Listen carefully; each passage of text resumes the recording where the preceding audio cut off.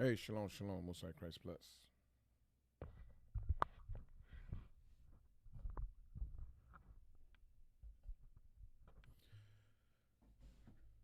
I think I fixed the issue.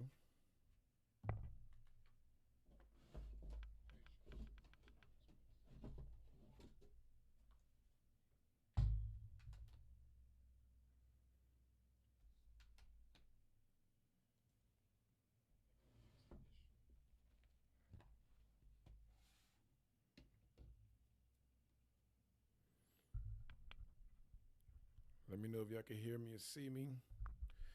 I had to do my IT technical difficulty fix. I was experiencing lagging. Let me see. Okay, I'm kind of.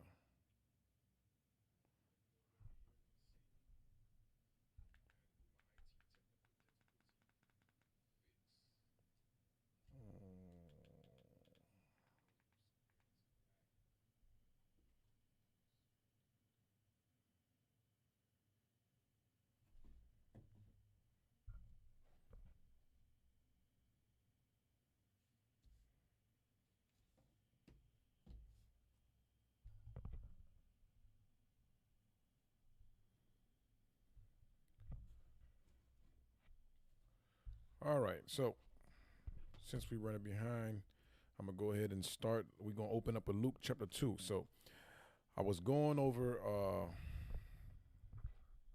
what was his name? Octavian. Luke chapter. Let me read it first again. Let's start over. Luke chapter 2, verse 1. Now, the topic is the birth of Christ.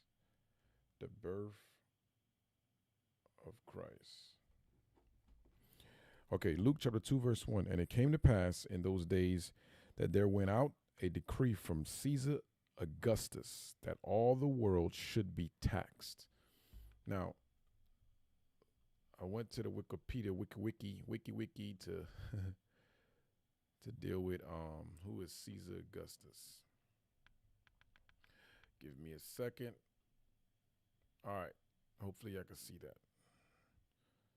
So here is Augustus. I'm just in Wikipedia. Hopefully I can see that screen.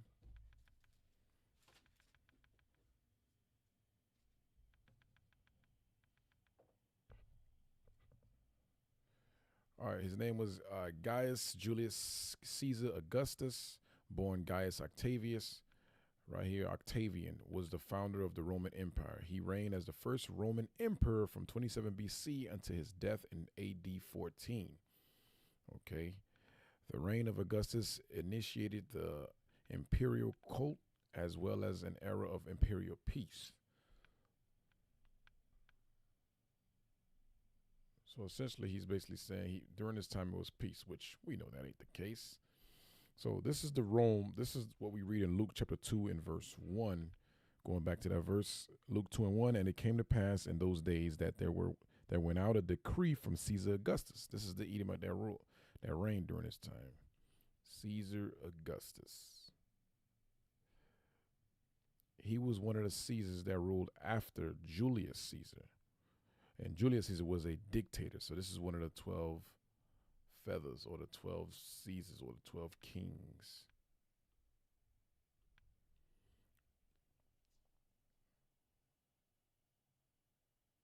So this Edomite, when he was emperor of Rome, he ordered all nations to be taxed, meaning federal taxes. That's what we had to do. That's what he had to do. Okay. Let's read verse 2. We're in Luke chapter 2 and verse 2.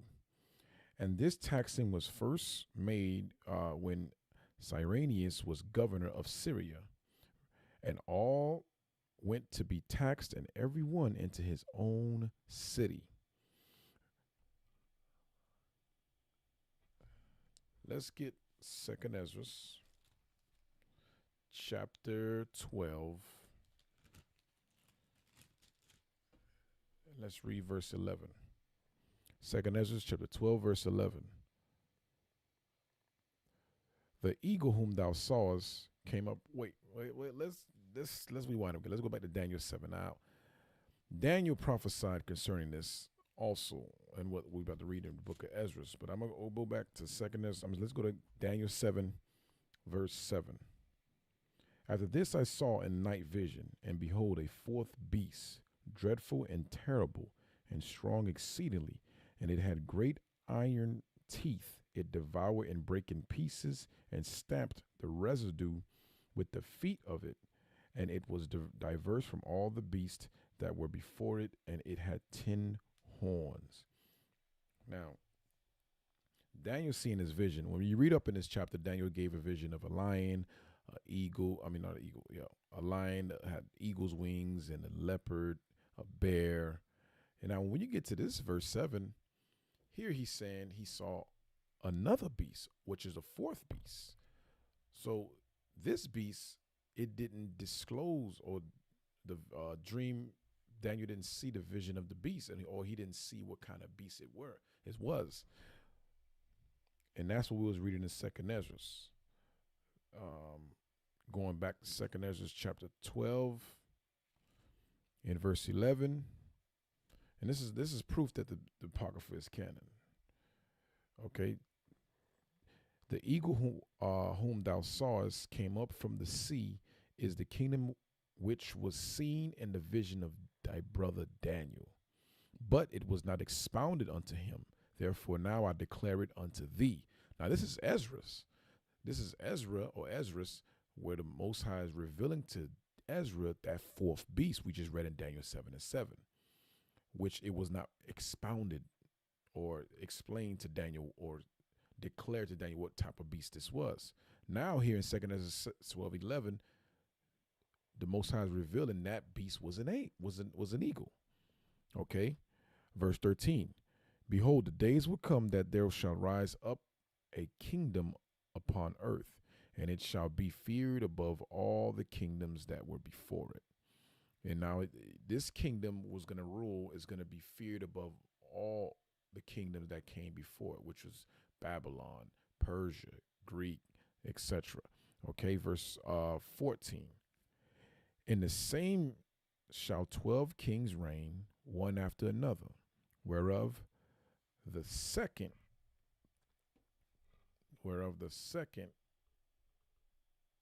let's get that, let's open that up. I want y'all to see this.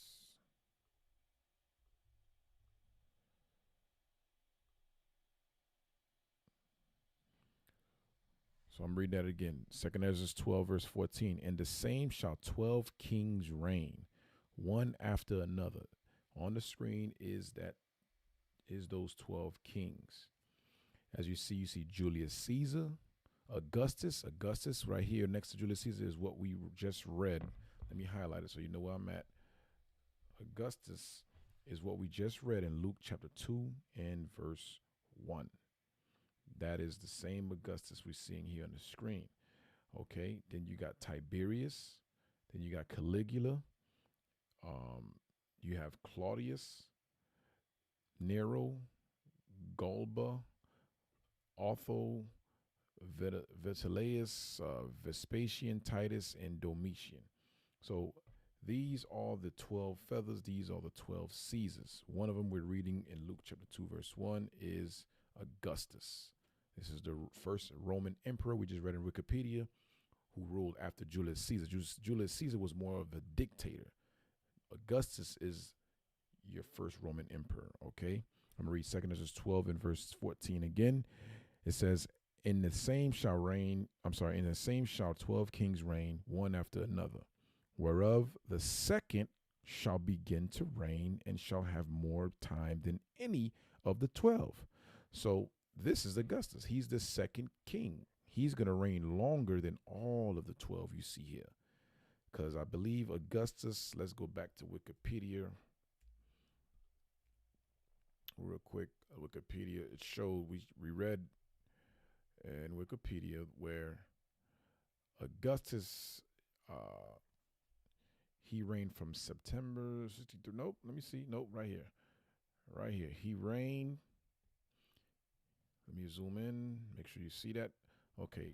Augustus, he reigned as the first Roman emperor from 27 BC until his death uh, in 14 AD. So how long that is? That's about what, 13, 12 years? Look like.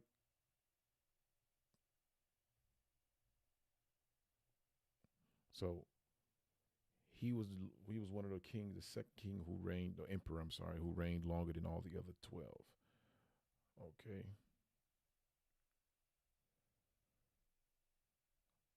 All right, let's go back to Second Ezra. Second Ezra chapter 12 and verse 14. I mean verse 15. Wherefore the second shall begin to reign, um, and shall have more time than any of the 12. And this do the 12 wings signify which thou sawest. As for okay, so that's the two. That's so this dream is being expounded. That 12 feathers goes back to Second Ezra 11 and verse 1. Let's read that. Second Ezra 11 and verse 1.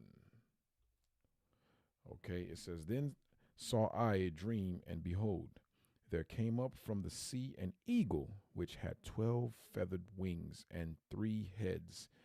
Okay, those 3 heads are Rome, Britain, and America. That's those 3 heads. So these 12 feathers represents those 12 kings. And the Most High is revealing to Ezra who and what those 12 kings were. We just saw it. Okay. Let's go back. Let's go back to Luke chapter 2.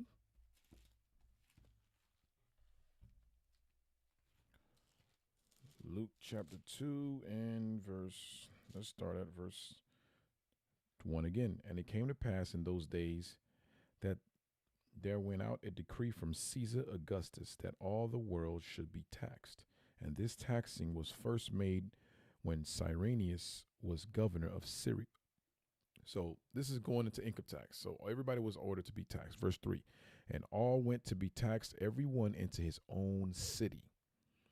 Okay.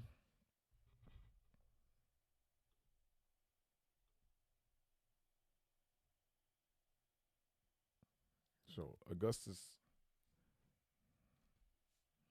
So verse 4 is, I mean verse 3 is telling you that Augustus pretty much ordered everybody to be taxed. Not just those Jews in Jerusalem, but also all the provinces in that area had to be taxed. Okay, verse 3. And all went to be taxed, everyone into his own city. Augustus issued a decree that all the world should be taxed, leading to Joseph and Mary's journey to Bethlehem. So now, this is how, when it says all to be to this own city, this is Joseph, and now we're going to read about Joseph and Mary. They had to go to Bethlehem, the city of David, to be taxed. That's their city, where the city of their birth. Okay, verse 4. And Joseph also went up from Galilee out of the city of Nazareth into Judea unto the city of David, which is called Bethlehem, because he was of the house of the lineage of David. He was the house of the lineage of David.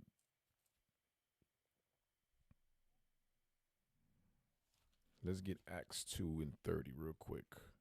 What does it mean that he was the lineage of David? The book of Acts, chapter 2, and I'll start at verse 29. Men and brethren, let me freely speak unto you of the patriarch David, that he is both dead and buried, and his sepulchre is with us until this day. Therefore, being a prophet, and knowing that God had sworn with an oath to him that of the fruit of his loins, according to the flesh, he would raise up Christ to sit on his throne. So that's the lineage of David. He was a prophet, and Christ came out of the lineage of David, as well as Joseph. Now let's get Matthew 1. And let's start at verse 1. The book of Matthew, chapter 1 and verse 1. The book of the generations of Jesus Christ, the son of David, the son of Abraham. Okay. I'm going to jump down. Give me a second. Let's jump down to verse 6. I'm not going to read the whole thing. And Jesus and Jesse beget David the king. So basically, this whole chapter is going to the lineage of Christ. So we're jumping a few names to verse 6, the key names, just to get to the point. Verse 6 now, Matthew 1 and 6. And Jesse begot David the king, and David the king begot Solomon of her that had been the wife of Urias. So now we know David and Jesse, who's David's father, came out of the lineage or the generation of Jesus Christ. So now we're going to jump down to verse 16. So when you continue reading, give various other names, but we're going to the point. Okay, let's jump down to verse 16. And Jacob begot Joseph, the husband of Mary, of whom was born Christ. And of whom was born Jesus, who is called Christ. So you see that? So Joseph was named amongst the lineage of David. So going back to Luke chapter 2 and verse 4, and Joseph also went up from Galilee out of the city of Nazareth into Judea unto the city of David, which is called Bethlehem, because he was of the house and lineage of David. So we just proved that. So Joseph came out of the lineage of David. Okay. Now verse 5. So verse 5, to be taxed with Mary, his espoused wife, being great with child, meaning joint taxes. You know how you file taxes with your wife and you collect joint taxes with your wife? This is what is taking place here. So when it says that Joseph and Mary went to be taxed as a spouse wife, letting you know that Joseph and Mary did joint taxes. That's some of us who's married, we know what that means. If you're single, you just click single. But if you're married, you and your wife is trying to file taxes together, you'll put joint taxes. So let's jump back up to verse 4, because I want to see, okay, around this time, remember, the Caesar that was ruling is Augustus. So around this time, you're talking about around 6 to 4 BCE. Why? Because remember, if you remember the history, this is the time where Mary was still pregnant with Christ. Christ has not been born yet. And let's get Matthew 2:13 real quick, just to give you a kind of timeline of what's taking place. Remember when the angel told Mary, right? Matthew 2, verse 13. I'm going to start at verse 12. And being warned of God in a dream that they should not return to Herod, they departed into their own country another way. And when they were departed, behold, the angel of the Lord approached to Joseph in a dream, saying, Arise, and take the young child and his mother, and flee into Egypt.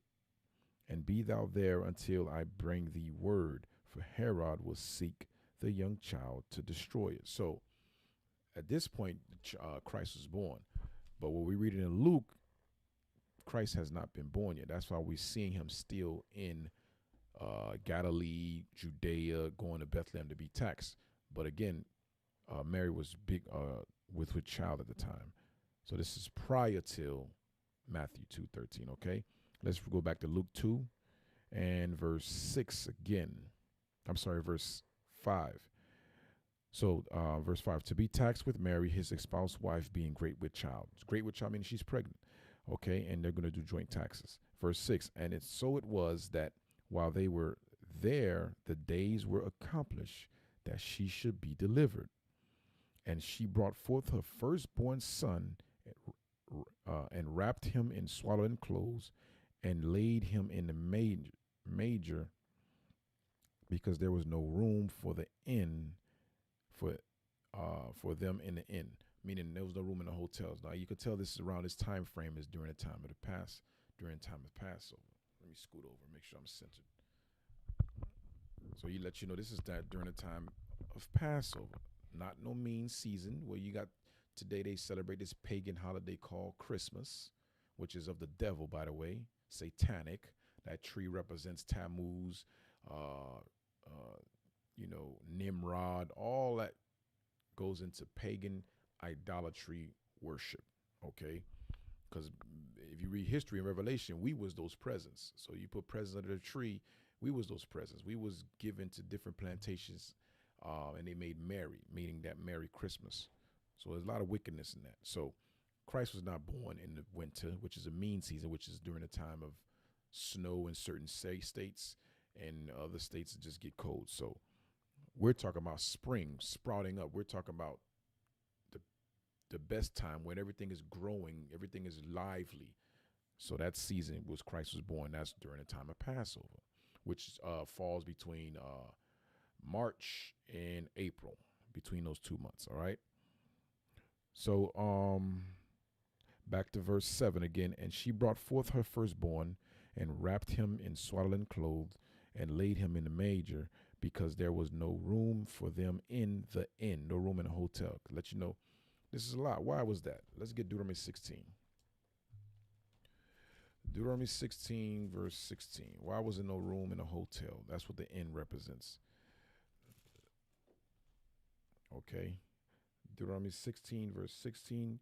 3 times in a year shall all thy males appear before the Lord thy God in the place which he shall choose, in the feast of unleavened bread, which is Passover, that's what we read in Luke chapter 2. Okay, in the feast of weeks, first fruits, and in the feast of tabernacle, which is feast of booths. So 3 times a year must all Israel come to worship before the Lord, and that is during the time of Passover. We read in Luke, so we have to all go to Jerusalem. So that's why you're talking about all the hotels are booked.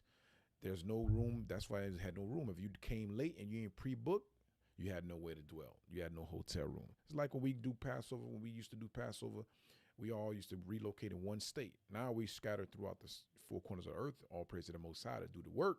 But prior to, we was booking to go to either Dallas, go to either Atlanta, various other states that we held Passover as a nation. And sometimes it was hard to find hotels, so some of us had to book Airbnbs or find other ways to dwell. So this is the same situation here. Okay. So let me pull up this image, because he said he was in a major. What is a major? How does that look? Give me a second. Let me set this up for y'all. Okay. This is a image of a major. Let me zoom in. So let me zoom out. A major looks something like that. So it's something that they use for cattle's, or any form of ox, sheep. They used to feed them. They'll put food on there usually, and then they'll eat out of that. But this Mary used to wrap the child after she gave birth, because he wasn't born in a manger. He was born, and then he was actually born under an apple tree. And then she wrapped him up in clothing and then put him in the manger. So let's read that verse again. Luke 2, verse 7. And she brought forth her firstborn son and wrapped him in swaddling clothes and laid him in a manger. So he wasn't born in a manger like the Christian they say he was born. He was not born in there. He was just laid in there after being born, actually born under an apple tree. Okay. Let's get that. Songs of Solomon,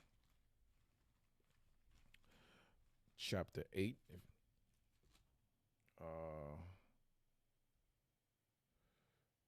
Give me a second.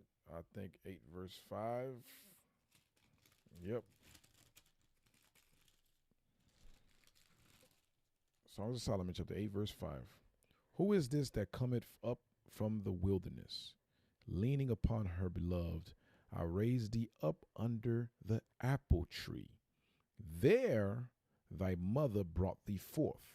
There she brought thee forth that bare thee. That mother is talking about Mary. So that mother is talking about Mary. Okay. So this is what it means that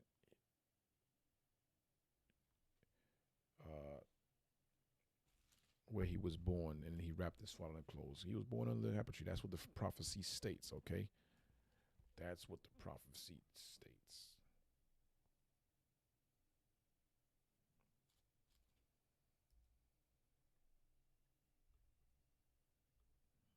All right, let's go back. Let's go back to Luke chapter 2 and verse 7. And she brought forth her firstborn son. Now, that's heavy in itself. She brought forth her firstborn son. Now, again, Christians and unlearned individuals in these religious churches say that Mary was or Christ was the only child, or she was a virgin birth, which is BS. He was not. It was. She was not. Not only that, it was not a virgin birth, meaning she brought forth this child through sex, which Joseph, of course, and not only that, but he was not the only child. Okay, let's get Matthew 13. Matthew 13. I'm gonna start at verse. Was it 55? Yes. I'm gonna read up. I'm gonna start at verse 53. And it came to pass that when Jesus had finished these parables, he departed thence. And when he was come into his own country, he taught them in their synagogue, insomuch that they were astonished and said, Whence hath this man this wisdom and these mighty works? Why? Because remember, he said he went into his own country. So they're saying, where does guy get his knowledge from? Because these Pharisees, they was in the schools of the prophets, the synagogues, they was learned men, and they never seen Christ in those schools. Those same schools we call today the theology schools, the cemetery schools we call them, where you go learn from Esau, you get your doctrine, you get your degree of I'm a priest, I'm a deacon, I'm a bishop, or I'm a theologist, whatever you want to call it. It's the same thing back then. So Christ wasn't brought up in the schools like these Pharisees. So that's why they asking this question. Okay, verse 54 again. And when he was come into his own country, he taught them in their synagogue, insomuch that they were astonished and said, Whence hath this man this wisdom and these mighty works? Is not this the carpenter's son? Meaning, that's let you know that Joseph, his father, was a carpenter. Is not that the carpenter's son? Is not his mother called Mary? And his brethren, James, Joseph, and Simon, and Judas, and his sister, are they not all with us? Whence then hath this man all these things? And they were offended in him. But Jesus said unto them, A prophet is not without honor, save in his own country and in his own house. And he did not many mighty works there because of their unbelief. So the point was, Christ had siblings. That's what I'm showing you. Christ had siblings. He was not just the only child, like they say in these apologetic churches and stuff like that. So this is why when you let's go back to Luke. Let me get there. Luke chapter 2, in verse 7 again. It says, and she brought forth her firstborn son. Now, Christ was the eldest. He was the elder brother. That's why it says firstborn son, because he had siblings. And wrapped him in swaddling clothes and laid him in the manger, because there were no room for them in the inn. And there were in the same country shepherds abiding in the field, keeping watch over their flock by night. Now, that's heavy in itself. This is another proof that this is not talking about during the winter time, which they claim that Christ was born in December, which is not true. That is a false statement, okay? Because at night, around the time, if you so-called claim that winter or December is when Christ was born, which is not accurate, you got to ask yourself, why would the shepherds be watching their sheep or their flock by night? Now, if you know this area in Jerusalem, the winter, that area is not, at night, it gets really cold. It gets really, really cold. Okay.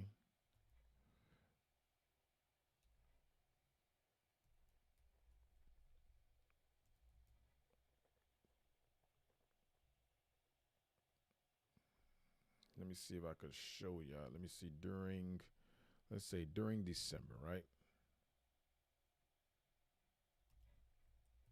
Because that's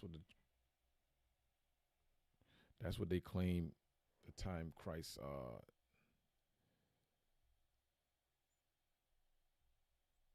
was born.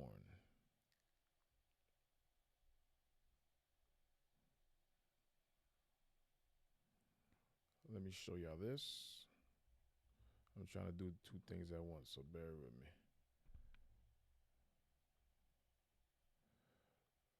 So here is Jerusalem. Uh, you got October is like 60 something degrees. November is 60, but then here you got December. You got 57. Now, it don't too much snow around this time, but it do get really cold. And ain't nobody watching no flocks or no sheeps at night. What we just read in verse 8. And there were in the same country shepherds abiding in the field, keeping watch over their flock by night. So that's key point. By night means it's cold. You're not watching flocks at night. Let you know this is a different, and not only that, why would you be watching your flocks? If it's winter, it's snow, or it's cold, there's no crops. So your flocks is eating, the shepherds are watching their flock. Why? Because these are grass is sprouting. This is springtime. It's nice and warm. So now let's look up springtime. Let's look up springtime in Jerusalem, which is March and April.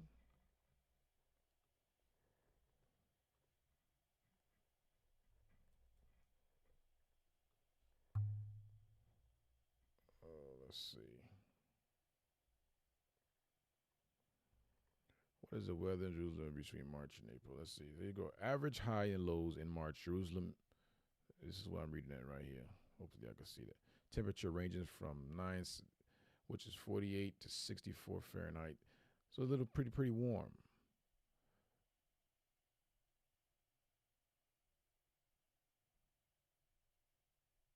It says the month begins with cooler weather and gradually warms up. There you go right here.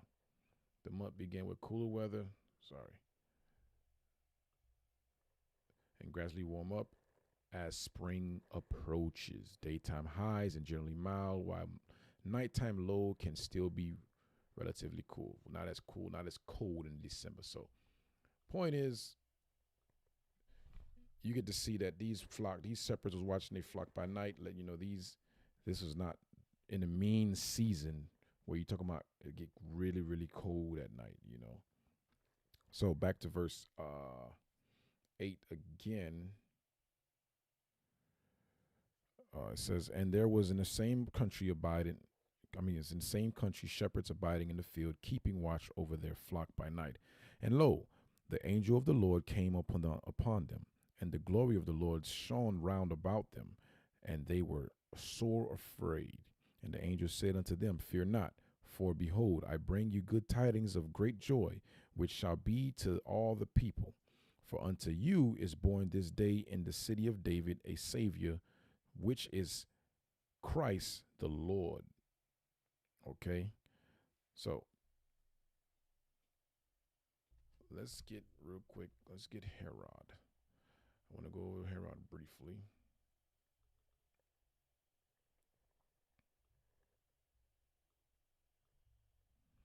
Because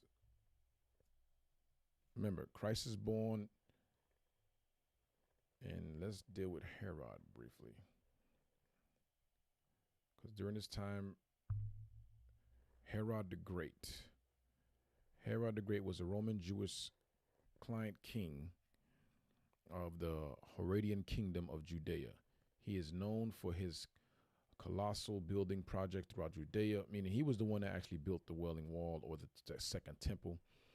Okay, let's read here. Among these works was the rebuilding of the Second Temple in Jerusalem and expansion of its base, the Western Wall. Western Wall, also known as the Wailing Wall. We call it here the Wailing Wall, but I guess over there they call it the Western Wall, being part of it. So Herod the Great, who was 72 to 4 BCE, he was the one that actually approved building the Second Temple. So this was the same Herod that decreed about killing what we just read in Matthew 2:13. After Christ was born, this is the same Herod who desired to put Christ to death. Let's go back to that. I want to read that second paragraph here. It's the proof here. Herod the Great is described in the Christian Bible as a coordinator of the massacre of the innocents. So remember, he made that decree 2 years old and under. He wanted to slaughter all Jews. Why? Because he wanted to stop the coming of a king of the Jews, because he was known so-called the king of the Jews. So when he heard of a prophecy of another king, he was pissed off and mad and decided to try to slaughter a lot of our people. A lot of our brothers and sisters back and our ancient forefathers got put to death. Okay, let's read it again.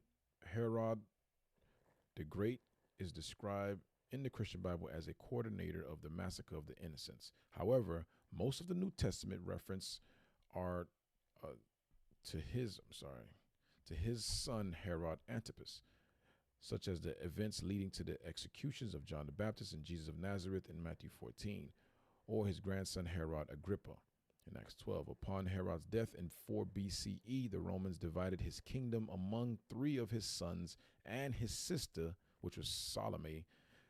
His son Herod Antipas received the tetrarchy of Galilee and Perea. Okay. So what I want you to see that Herod had rebuilt the temple, and he had a son Herod Archelaus, Herod Antipas, and Philip. That was his 3 sons who he divided his kingdom from. So when he died, the other 3 Herod, his 3 sons, ruled and divided his realm according to his will, of course, to take over Jerusalem and be over that. And then, these Herods, they hated us. They thought they was us, but they wasn't us. Now, what I also want to show is Herod, he was an Idumean. He was not our people. Let me see if I can pull that up. Give me a second. I want to go in more on the Herod. Like I like to go to my who's who.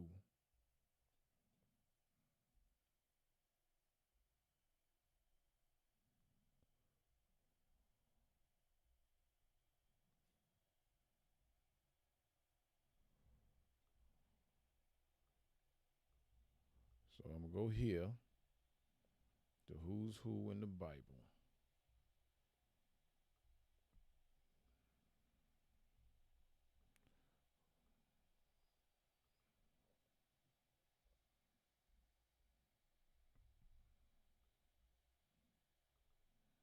To explain more concerning Herod. Who is this Idumean Edom? Okay, here it goes. So we're going to read that highlighted area. So in the who's who, we looking up Herod.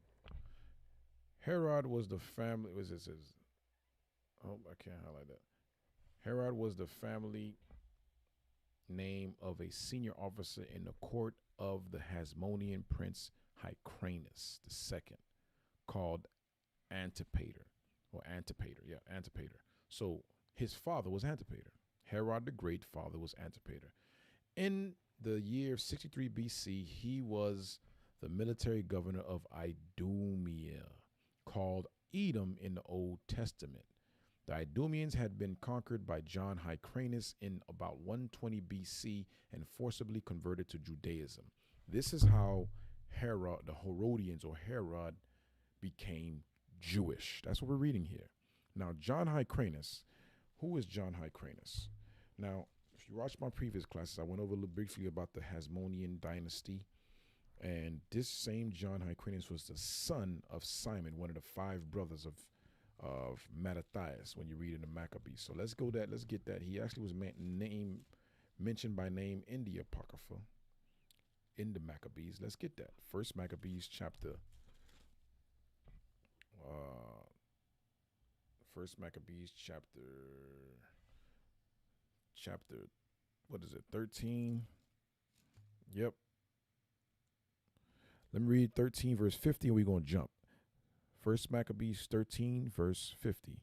Then cried they to Simon, beseeching him to be at one with them, which thing he granted them. And when he had put them out from thence, he cleansed the tower from pollution. Now, I just want to read that verse because it's mentioned the name Simon. So Simon is one of the five brothers, the five Maccabeans. Now I'm going to jump down to verse 53 in the same chapter. And when Simon saw that John, his son, was a valiant man, he made him captain of all the host, and he dwelt in Gazara. So this John is John Hyrcanus, the son of Simon.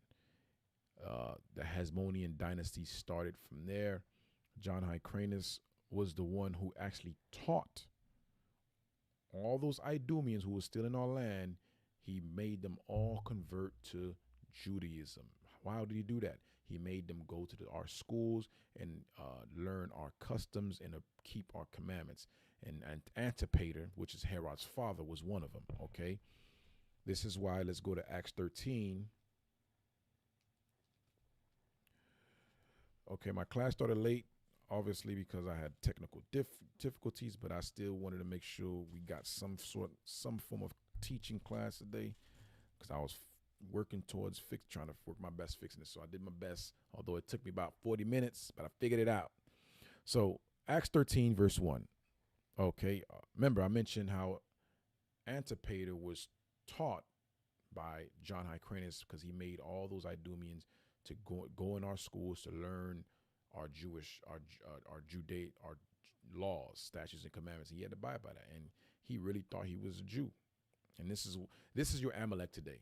Amalek started from Antipater, okay, or the Herodians.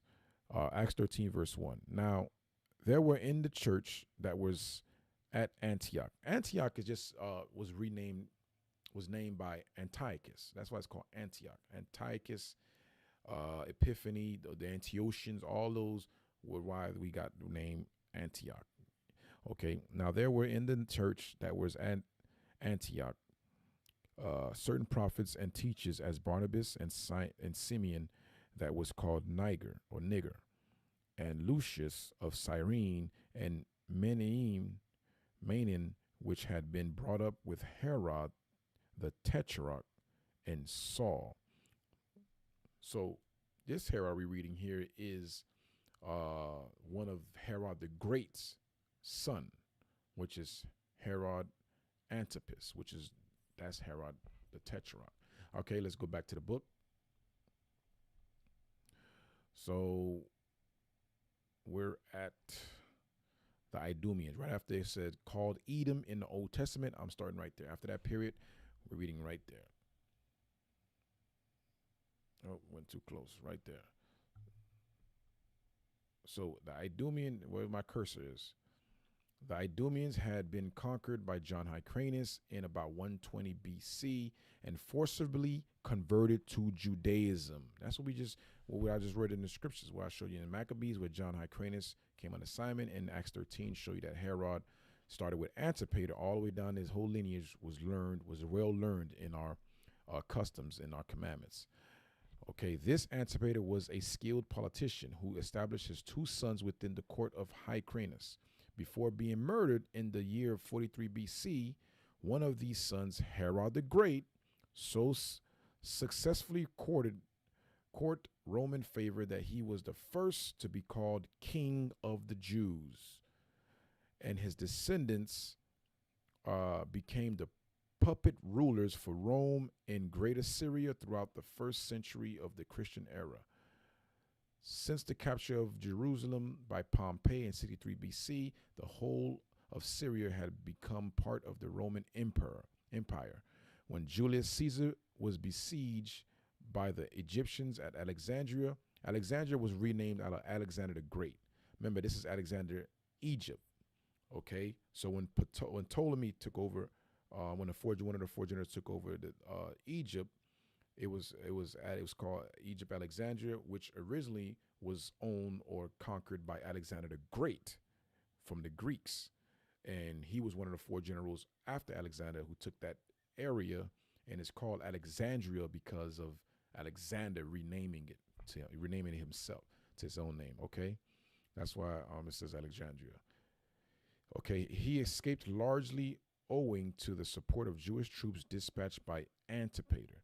As a reward, Antipater was given Roman citizenship and became procurator of all Jewish territory in Syria. His sons became governors, Phasael in Judea and Herod in Galilee. So this is Herod the Great of Galilee. Despite the murder of Julius Caesar in 44 BC, the rise and fall of Antony and the shift of power to Octavian, under whose august rule began the golden age of Pax Romana. The family of Antipater remained in power. Pax Romana mean peace. Peace. So these are the Herod. You got the one, Herod the Great. Before Herod the Great was obviously Antipater, his father. Then you got Herod Archelaus, Herod Antipas, Herod Philip, Herod Agrippa the first, Herod Agrippa the second. So Herod Antipas is mentioned in the Bible because he's called the Tetrarch. And Philip is also mentioned in the Bible. Okay. So when you see Herod the Tetrarch, that's Herod Antipas. So let's get out of this. What time we got? 6:44. So I'm going to go through a few more verses.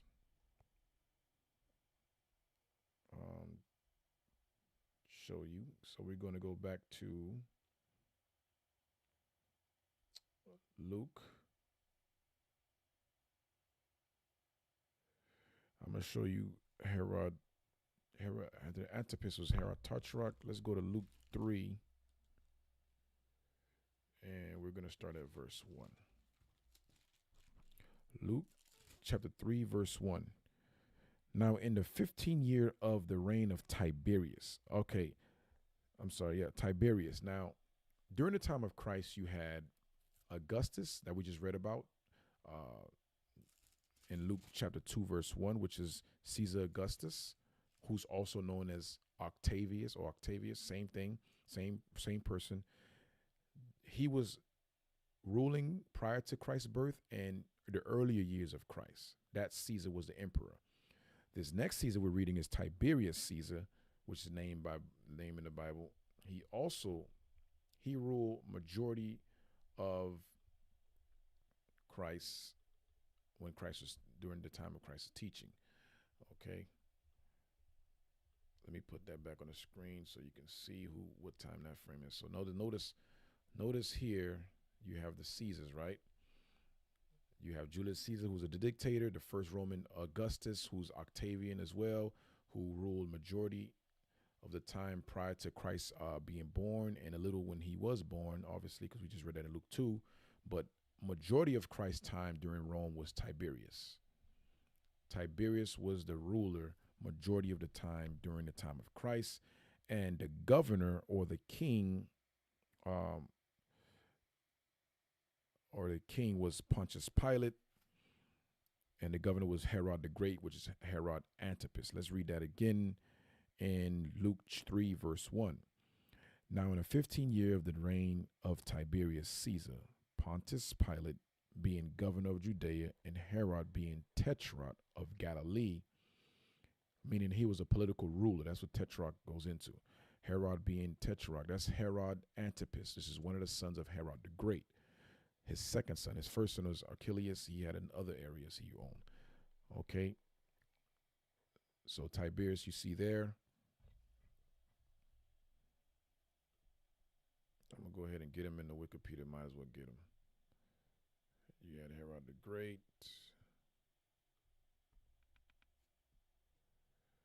Let's see if we have his successor. Let's see.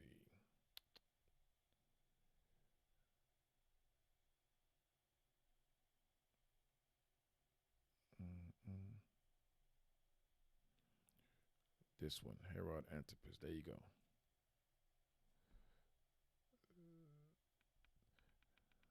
See there, Herod Antipas was the first century ruler of Galilee and Perea. He bore the title Tetrarch. See that?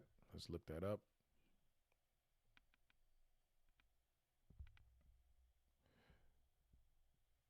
The Tetrarchy was a system instituted by Roman Emperor Diocletian in 293 AD to govern the ancient Roman Empire by dividing it between two emperors, the Augusti and their junior colleagues, and designated successors, the Caesars. Okay, let's see if we get to the point.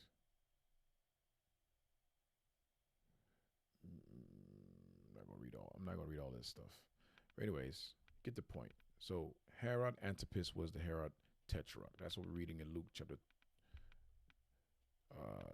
3, verse 1. Let's read it again.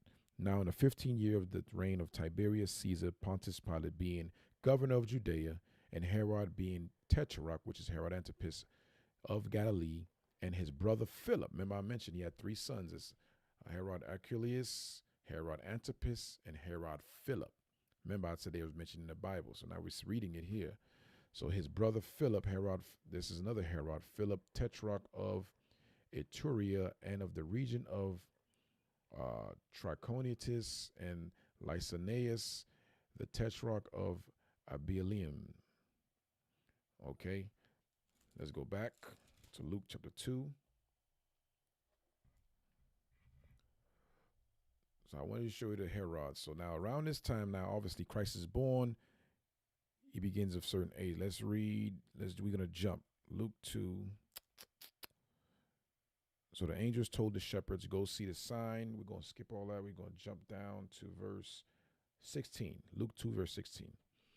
And they came with haste and found Mary and Joseph and the baby laying in a manger. So this is the shepherds that we talked about earlier. So they came and saw and came. They looked at the sky. They seen the chariot. It said a star, but we talking about it was a chariot, obviously.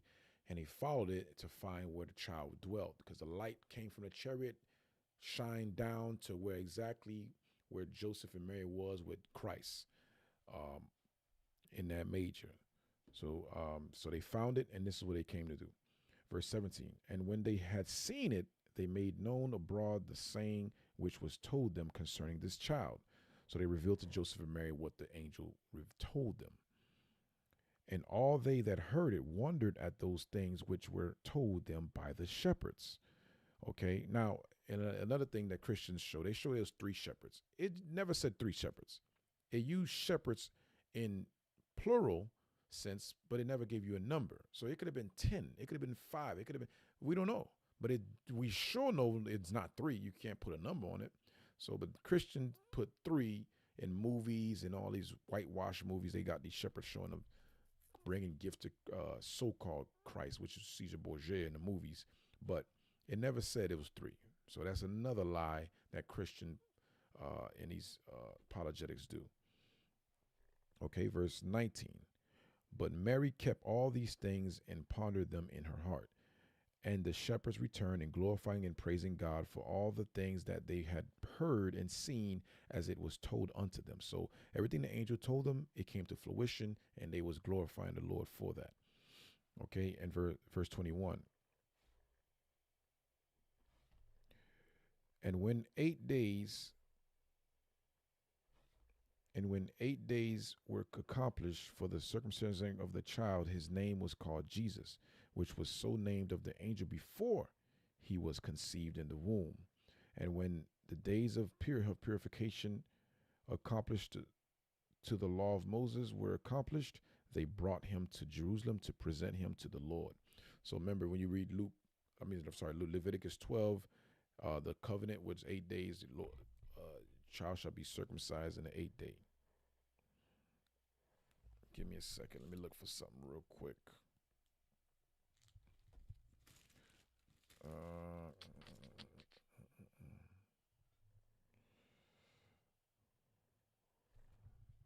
7 and 1.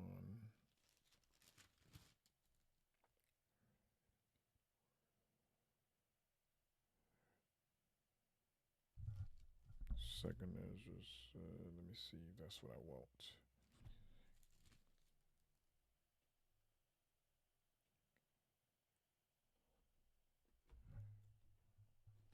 Nope. All right, let's go back to Luke. I was looking for something. I can't find it, so I'll leave it alone. Luke, so you read that in Leviticus 12. Let's get that real quick so we know what you're talking about. Leviticus 12 and 6. Leviticus chapter 12 and verse 6. This is when you bear a man child, okay? And when the days of her purification are fulfilled for a son or for a daughter, she shall bring the lamb for the first year for a burnt offering and a young pigeon of a turtle dove for a sin offering unto the door of the tabernacle of the congregation unto the priest. So that's what it's going into of purification. When she has purified, let's jump up to verse 4.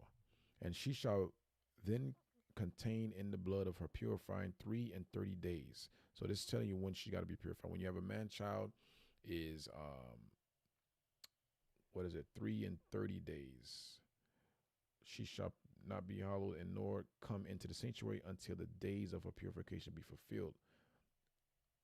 I believe that's, and then verse, if she have a maid child, it says, but if she bear a maid child, which is his daughter, then she shall be unclean 2 weeks in her separation, and she shall continue in the blood of her purification 66 days.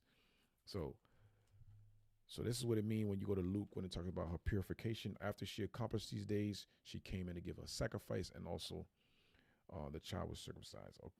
Well, the child was circumcised prior to, but then she came before the priest after her purification to present the child and give a sacrifice or offering to the temple. Okay, back to Luke 2 and let's jump. I'm going to jump a lot of reading, get to the point of Christ. Let's jump to verse 44. Nope, verse 40. Verse 39. And when they had performed all these things according to the law of the Lord, they returned into Galilee to their own city Nazareth. And the child grew and waxed strong in spirit. Now, prior to that, remember,